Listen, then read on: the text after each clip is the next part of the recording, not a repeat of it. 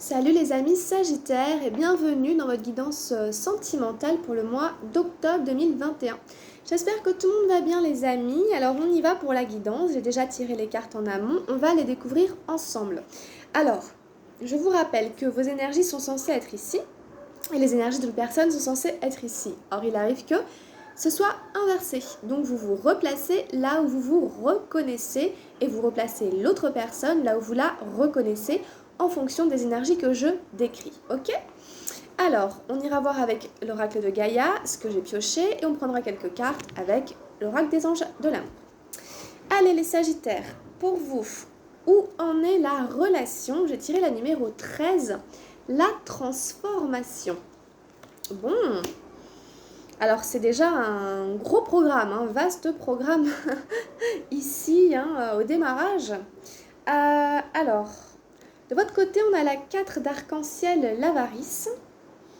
Ensuite, on a la numéro 17 des arcades majeures, le silence. Et on a le valet des nuages, le mental. Bien. Donc on a de l'arc-en-ciel, une arcade majeure et du mental. Donc bon, c'est assez varié. C'est plutôt pas mal. Alors, en face de vous, pour la personne à laquelle vous pensez, on a la 9 d'eau, la paresse. En face, on a la numéro 15, le conditionnement. Et enfin, on a la dame d'arc-en-ciel, l'épanouissement. Et en carte de direction, on ira voir tout à l'heure, on ira la retourner après. Bon, alors là, déjà comme ça, c'est un tirage assez varié, il y a un petit peu de tout. Encore une fois, on n'a pas d'énergie de feu. Pour vous les Sagittaires, comme dans votre guidance générale, il n'y avait pas du tout de feu. Voilà. On a 3 arcades majeures, sinon c'est assez équilibré. Alors, on y va pour la description du tirage. Sur la numéro 13, la transformation, il y a vraiment cette idée du phénix qui renaît dans ses cendres. Il y a peut-être quelque chose qui a mouru. Ça ne se dit pas qui est mort, quelque chose qui a mouru, c'est-à-dire quelque chose qui est obsolète. C'est vraiment au niveau symbolique, quelque chose qui n'a plus de raison d'être. Donc ça peut être en effet une séparation, la disparition de quelqu'un, enfin bref, une relation qui est morte, qui s'est terminée, ou alors une manière de vous vivre, vous, dans la relation amoureuse, sentimentale et affective. Et puis, quelque chose va renaître, peut-être une nouvelle manière de vivre votre vie amoureuse ou la renaissance d'une relation. Peut-être la renaissance d'une ancienne relation qui était morte ou alors la naissance d'une nouvelle relation avec une toute nouvelle personne. Et puis quelque chose vraiment de très nouveau pour vous qui apporte vraiment quelque chose de différent. Avec cette carte, il y a vraiment aussi une espèce de rupture entre l'ancien et le nouveau. Alors, c'est vraiment... Normalement, c'est le jour et la nuit un petit peu. Il y a quand même une rupture, une fracture dans cette carte entre l'avant et l'après. Donc ici, on peut vraiment imaginer que votre vie amoureuse, elle est en train de complètement se transformer, comme j'avais dit dans votre guidance générale, se réinitialiser. Il y a une espèce de remise à jour ici, très nette. Il y aura un avant et un après, que ce soit vous de manière générale dans votre vie affective ou alors vraiment avec une personne, avec quelqu'un que vous connaissez, que vous avez connu ou alors que vous allez rencontrer. Ce sera du tout nouveau, tout beau j'espère, en tout cas vraiment quelque chose de tout à fait différent. Voilà, donc une belle énergie de transformation pour démarrer. Il y aura aussi cette idée de couper avec le passé, de couper avec ce qui n'existe plus, de couper avec ce qui est mort en fait et qui ne vous fait pas vibrer. Si vous allez couper aussi avec une relation, peu importe si ça ne vous fait pas vibrer le cœur, si c'était toxique par exemple, etc., c'est terminé. Il y a cette idée vraiment de trancher. Alors ça c'est terminé, je n'en veux plus dans ma vie maintenant, je veux ça et c'est comme ça, ok ? Donc il y a une transition vraiment assez nette ici. Dans votre guidance générale, vous aviez la 12, la nouvelle vision, je me rappelle, dans la vie physique et matérielle. Donc il y a des énergies de nouveauté, de transformation comme ça entre votre vie générale, enfin dans votre vie physique et puis dans votre vie amoureuse, sentimentale, émotionnelle. Ok ? Alors, on a un 4 d'arc-en-ciel, l'avarice ici. Ok, pourquoi pas ? Elle me fait toujours un peu sourire celle-là. Peut-être que vous êtes un peu méfiant, méfiante. Peut-être par rapport aux gens que vous allez faire venir chez vous ou que vous allez rencontrer. Vous méfiez peut-être un tout petit peu, peut-être votre vécu, hein, peut-être vous avez déjà été volé, ou on vous a pompé votre énergie, ou vos richesses intérieures, bah, on en a abusé. Hein, bon, voilà, c'est pas forcément que du matériel, c'est aussi nos richesses intérieures. Donc des fois, on a été très gentil avec des gens et ils ont abusé de nous, de notre gentillesse, de ce qu'on leur a donné. Et donc il y a cette idée maintenant de regarder un peu à deux fois la personne qui est là et de vérifier ses intentions. Tout simplement. Est-ce qu'elle a, elle aussi, à nous offrir des choses, à nous donner des choses, ou est-ce que c'est encore nous qui allons devoir payer, qui allons devoir raquer, qui allons offrir? Il va y avoir un besoin ici d'être sûr, enfin sûr, en tout cas de rechercher un équilibre des forces entre ce que vous allez donner et ce que vous allez recevoir. Moi, je vois plutôt comme ça. Au-delà de l'idée que bon, bah, la personne risque de vous piquer votre argent, etc. Ce qui n'est pas impossible. Bon, mais bon, voilà, à voir. C'est vous qui saurez après. Hein, voilà. Alors, en face, il y a la numéro 17, le silence. Il y a cette idée de ne pas trop parler de ça. De ne pas trop parler de votre rapport à votre argent. Ça peut être aussi peut-être que vous avez beaucoup de fric. Peut-être que vous avez reçu un héritage, vous avez pas mal d'argent et que du coup, ben, vous n'allez pas trop en parler parce que vous n'avez pas envie qu'on sorte avec vous pour votre argent.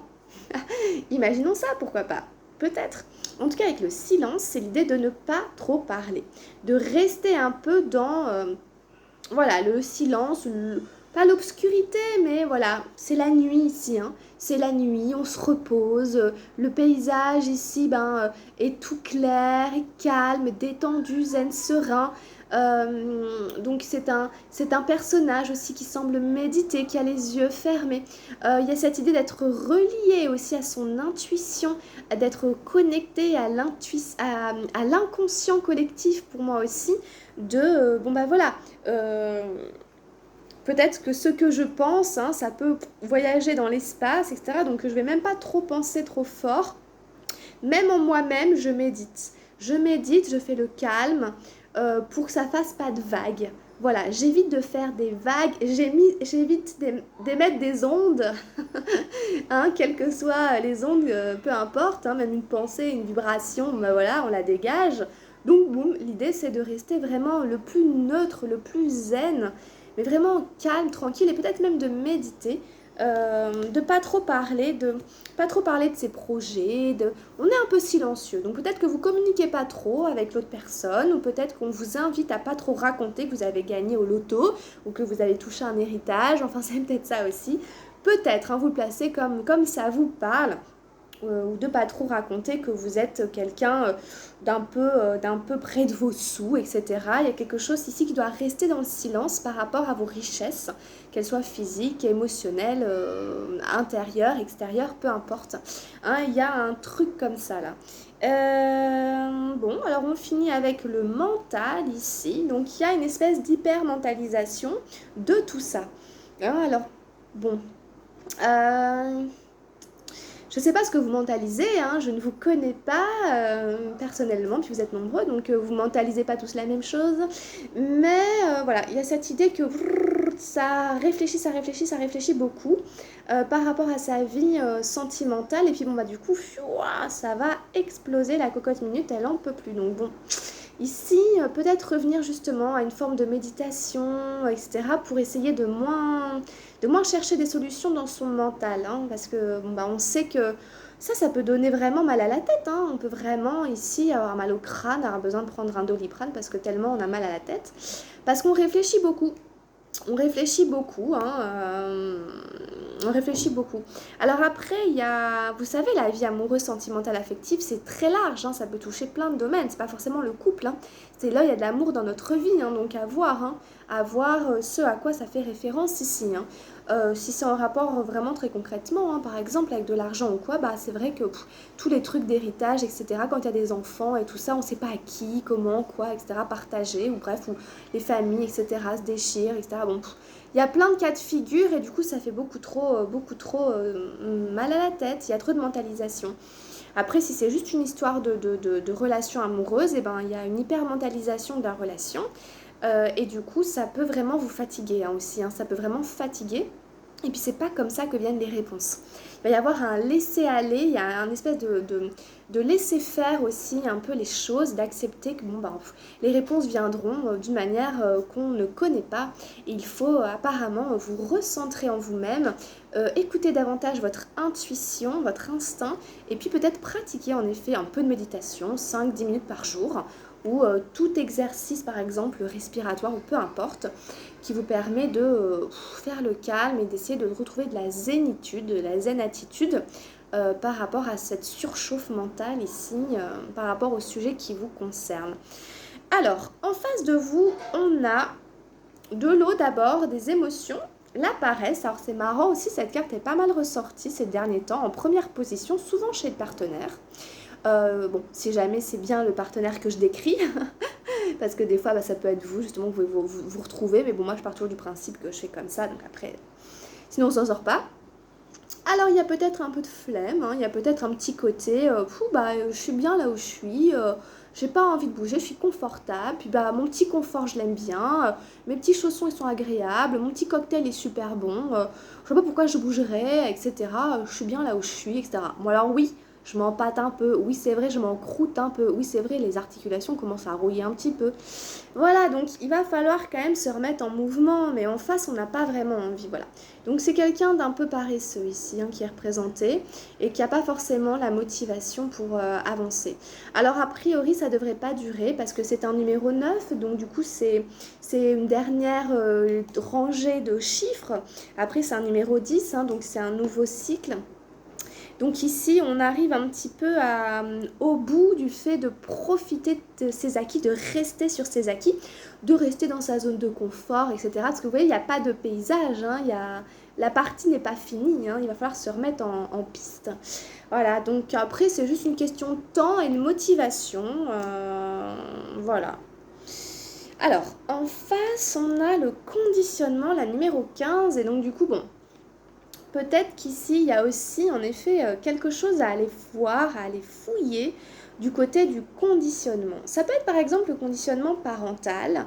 Par exemple, on peut avoir eu un modèle de couple de parents où, par exemple, je prends vraiment des exemples un peu à deux balles, enfin je sais pas comment dire, on va pas être vulgaire, à la mais par exemple où le père il faisait pas du tout la cuisine par exemple. Papa ne touche pas du tout à la poêle et au fourneau et puis bah reste assis dans son canapé et puis bah c'est comme ça depuis des générations et des générations, n'est-ce pas? Alors voilà, on va pouvoir en bougerait. Non mais bon, ou l'inverse d'ailleurs, hein. Ou l'inverse, où maman ne travaille pas, elle reste à la maison et tout, puis les enfants grandissent, et puis bah, au bout d'un moment, maman s'ennuie un petit peu, à faire sans arrêt de la couture et de la lecture, et puis ben, il y a une forme en fait de reproduction de schémas. On reproduit des schémas qu'on a connus, qu'on a vécus de manière inconsciente. Voilà, parce que c'est comme ça, c'est inconscient, c'est comme ça, c'est fait.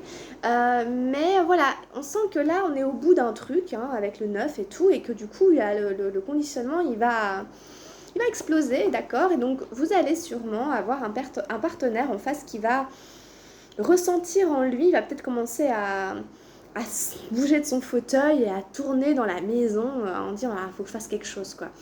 Faut que je sorte de ce truc là dans lequel je suis depuis trop longtemps. Il faut que j'enlève ma peau de mouton et que je redémarre un truc nouveau que je connais pas, que je laisse en moi vivre une nouvelle énergie qui est plus quelque chose, qui est plus lion par exemple, comme sur la carte. Mais il y a ce côté retrouver son pouvoir personnel, retrouver son identité, agir non pas en étant agi par des conditionnements, mais agir vraiment en partant de son pouvoir personnel, de sa capacité à s'affirmer, et non pas en reproduisant, en subissant quelque chose, mais vraiment en partant de soi, de quelque chose de tout à fait authentique, d'inédit, de jamais vécu, de jamais connu. Et c'est bien ça, hein, le principe de notre incarnation, et c'est un peu un challenge, mais pour tout le monde, hein. Donc, à voir quels sont les conditionnements qui font que cette personne se maintient dans quelque chose de plan-plan, voilà, en grosso modo, et à sortir de ce truc-là. Mais c'est en route, en toute façon, hein, c'est en chemin. Donc, vous verrez, vous pourrez observer. Et puis, on a ici la dame d'arc-en-ciel. l'épanouissement. Et donc du coup, en effet, on promet un peu à cette personne un mieux-être, un meilleur épanouissement. Ça ne veut rien dire un meilleur épanouissement. Un épanouissement, je suis bien dans ma peau, je reconnais mes qualités. Vous l'aviez déjà, je crois, l'épanouissement, vous les Sagittaires, ouais, dans la vie émotionnelle, dans votre vie en général. Donc ça revient, donc il y a ce côté, je suis bien dans ma peau, je suis bien dans ma vie. Et puis je dégage quelque chose du fait que je suis bien avec moi-même, du coup j'irradie, du coup je peux attirer les regards, etc. Enfin, voilà, c'est quelqu'un ici de charmant, de charmante, de sensuel, c'est Vénus qui est représentée. La déesse de la beauté, la déesse de l'amour. Donc ça peut être vous, que vous soyez un homme ou une femme et vous incarnez, enfin vous ou votre partenaire, qui incarne, qui prend cette énergie. En tout cas, c'est la troisième carte, c'est toujours le, comment dire, ce qui se met au-dessus au niveau du tarot. On lui dit, il y a ça là, tu vois, il y a ça au-dessus de toi, dont tu n'as pas forcément conscience, mais voilà, cette énergie-là, voilà, il faut vraiment le conscientiser parce que c'est une très belle carte. Et puis vous savez, après c'est l'abondance, la plénitude. Donc il y a quand même des énergies comme ça très pleines, très rondes, très denses. C'est la terre, donc on est ancré. Il y a vraiment de la beauté qui se dégage, etc. Donc ici, c'est un peu ce qu'on dit à cette personne aussi, sois épanouie dans ta vie amoureuse, sentimentale et affective. Ne te suffis pas, ne te contente pas de ce que tu as acquis.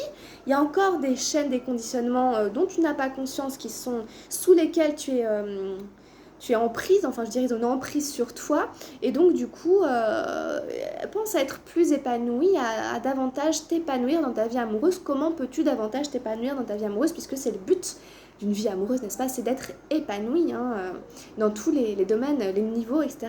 de sa vie. Donc toujours relancer, toujours se lancer des challenges, des défis, plutôt que de procrastiner, j'allais dire, ou de rester assis à rien faire, à glander. Bon, je plaisante, mais bon, voilà, vous voyez. Non, mais sinon, c'est un tirage assez intéressant, assez parlant, assez riche. Et puis, en carte de direction, on a une très jolie carte, la Dame de Feu, le partage. Et donc, du coup, c'est la deuxième carte du tirage, la deuxième dame, du tirage. On a la Dame d'Arc-en-Ciel et la Dame de Feu. Donc, elles sont très belles toutes les deux. Donc, en effet, vous voyez, il y a ce côté-là, vraiment très enveloppant, très rond. Ça y est, on a une énergie d'action ici, ça repart. Ça redémarre dans l'action sur quelque chose de chaleureux, sur quelque chose de on va partager des choses ensemble. Je vais cuisiner quelque chose de sympa pour toi, pour moi, pour nous, pour la famille, pour les enfants, pour les amis, n'importe, pour tout le village.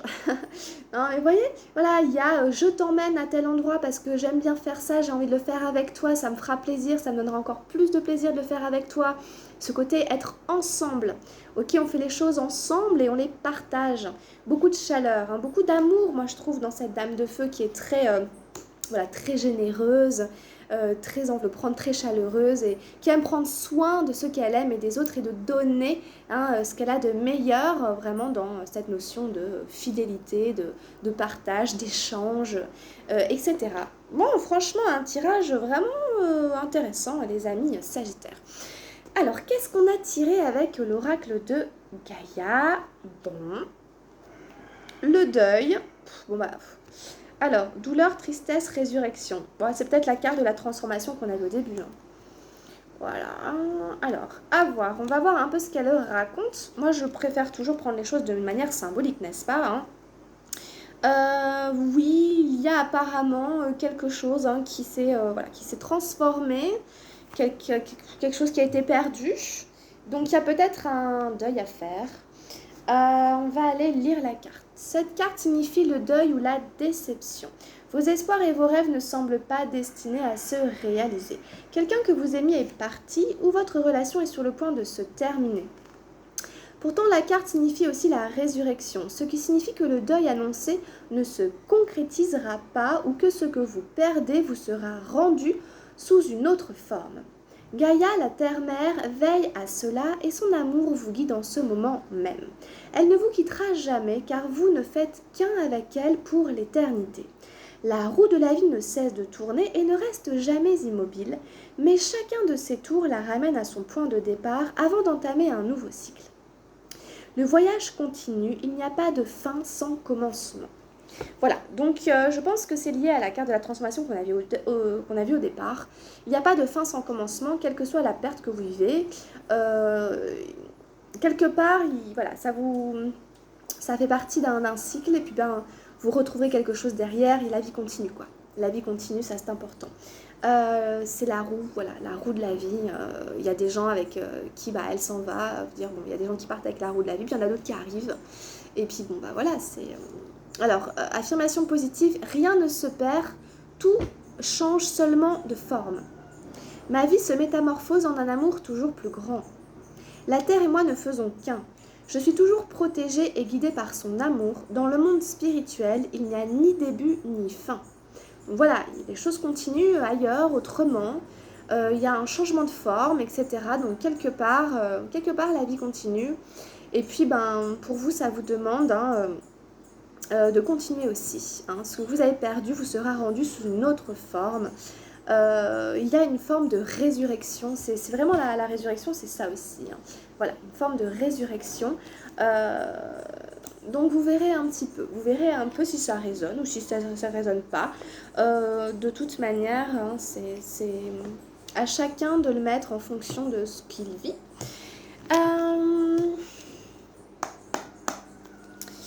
Alors, avec les anges de l'amour, qu'est-ce qu'on a pour les amis Sagittaires pour octobre dans la vie amoureuse, affective pour octobre? Donc, je vous rappelle que si vous avez besoin d'une guidance personnalisée, vous pouvez m'écrire, me contacter via mon mail ou les réseaux sociaux.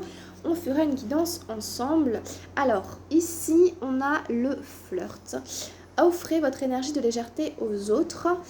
Si vous avez l'occasion, bah, pourquoi pas de flirter. Si vous en avez envie, allez-y. C'est léger, c'est frais, ça n'engage à rien. Il n'y a pas de mal à flirter. Voilà, il y a cette espèce d'énergie de légèreté qui revient là, etc. Et ça fait beaucoup de bien. Voilà, des choses légères, sans engagement, juste comme ça pour le fun un petit peu. Offrez-la aussi aux autres, ça fait du bien à tout le monde. Alors, qu'est-ce qu'on a d'autre? Là, on a des cartes un peu justement qui viennent faire un peu penser au deuil, hein, amour non réciproque. Hein. Il n'y a pas assez d'attrait chimique entre vous pour que cette relation puisse durer. Donc c'est aussi peut-être que même physiquement, ben, en fait, il manquait quelque chose. Après, c'est une histoire d'attraction, de chimie. Puis ben, quand la chimie n'est pas là, ben, à quoi bon forcer, hein. Et puis ici, on a eu laissé partir votre ex. Le temps est venu de purifier votre énergie. Il y avait pas mal des choses de purification aussi dans votre guidance générale. C'est peut-être un ex, une ex, voilà, quelque chose qui ne fonctionne pas avec quelqu'un et c'est difficile, ou quelqu'un qui est parti avec quelqu'un d'autre, etc. Enfin bref. Et ben écoutez, laissez partir cette personne et puis vous trouverez mieux, vous trouverez quelqu'un d'autre. C'est comme ça, hein, c'est... Laissez partir votre ex, purifier votre énergie. Alors, est-ce qu'on en prend encore une dernière? Voilà, donc je vous rappelle, oui, c'est une guidance générale. Donc voilà, si vous voulez une guidance plus personnalisée, vous prendre un rendez-vous pour vraiment quelque chose de plus en fonction de votre problématique personnelle. J'ai tiré la séparation. Bon, bah écoutez, un certain temps loin de votre partenaire se profile à l'horizon. Et ben écoutez, voilà, peut-être qu'il y a une distance, etc. Peut-être une séparation concrète hein, dans la vie amoureuse, c'est possible pour certains d'entre vous. Sinon, ça peut être un éloignement. Voilà, on s'éloigne pendant un temps pour X raisons. Il y en a un qui part pour une raison professionnelle, etc. Ou on choisit de faire un break, etc. De réfléchir, etc. Vous placez ça en fonction de comment ça résonne. Écoutez, en tout cas, moi, j'ai été contente de faire cette guidance. J'espère qu'elle vous servira, qu'elle saura vous aider, vous accompagner pour octobre. Les amis Sagittaires, bah écoutez, restez avec moi et puis on se retrouve très bientôt pour la suite des événements. Si vous voulez la compléter, vous pouvez aller voir vos séminaires et ascendants ou prendre un rendez-vous avec moi personnel. Voilà les Sagittaires, portez-vous bien, prenez bien soin de vous et je vous dis à très vite. Gros bisous. Ciao, ciao.